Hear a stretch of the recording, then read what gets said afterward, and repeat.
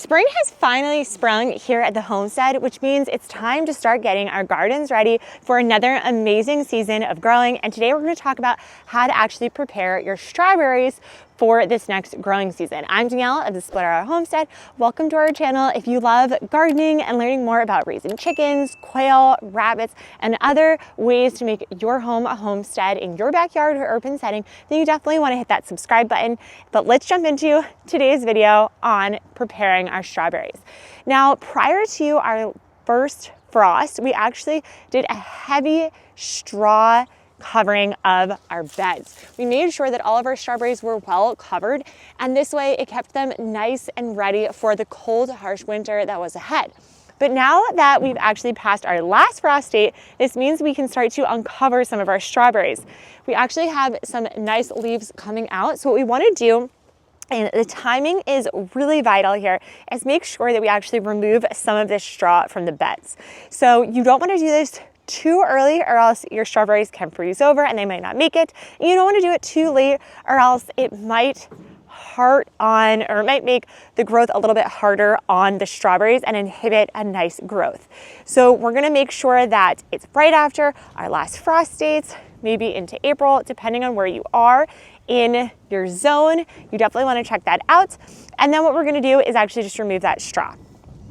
So I'm going to go over to any of my strawberries here, and I'm just kind of going to remove wherever I see strawberry greens popping out.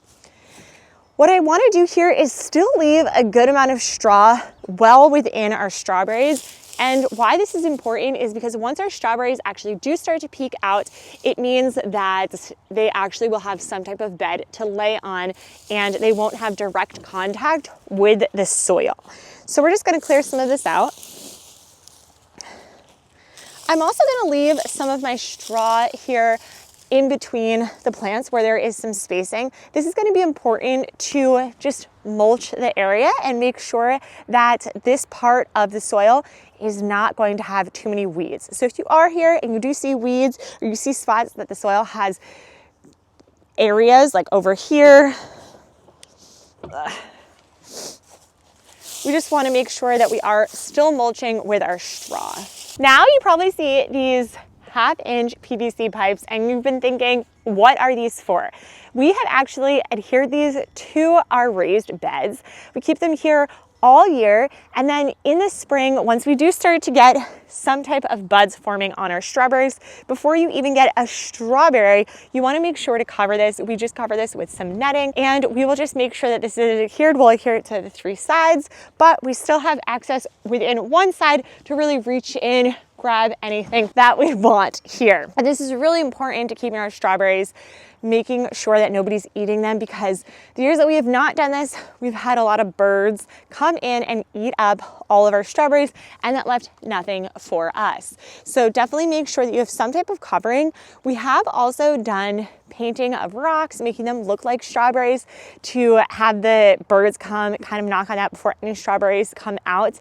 It really didn't work at all. It was a myth at our homestead, at least. So I definitely suggest putting some type of netting around your bed. Something to think about when you are growing strawberries is that strawberries are perennial, which means that they will come back year after year. So making sure that you're taking care of them in the spring, summer, fall, and winter months is vital in their long-term success in your garden, and making sure that they do come back every year.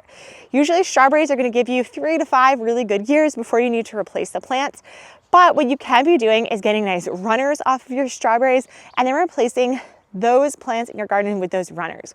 Runners are also a great way to share the wealth of your strawberries. We love to pull out some of our runners, repot them, sell them at our farm stand, and hand them out to friends, neighbors, and family. This is a really great way to spread the wealth of your strawberries without having to start from seed. If this is your first year starting with strawberries, I wish you the best of luck. I definitely suggest just purchasing the plants and not starting from seed. It's going to help kickstart your growing seasons, and you're going to find that you can just get started with strawberries a lot quicker than if you were waiting from seed. Make sure that if you are planting your strawberries, you think about the long-term growth of your strawberries, since they are going to come back year over year. You might want to plant them in a space that's nice, sunny, going to get them some well-drained soil, and a place that if they do multiply, you're okay with that. We love planting them in our raised garden beds because they're nice, contained, and they're not going to just spread over our entire yard. Similar to mint, we really want to make sure that they're contained in where they are. Hope this is helpful, and I'll see you guys again next time. Bye.